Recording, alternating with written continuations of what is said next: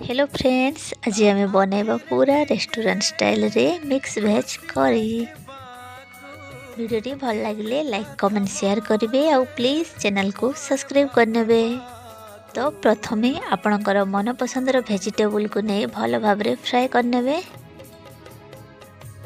एबे रेडी करने मसला जो अच्छी पियाज टमाटो अदा रसुण आउ कि काजू ताको भल भाव भाजी नहीं ताको गोटे पेस्ट बनै नेबे।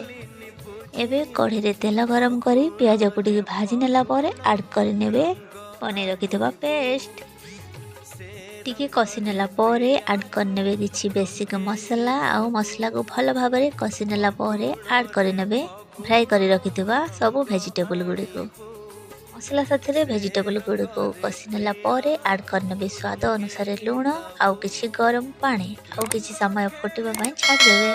फुटी गला परे इट्स रेडी।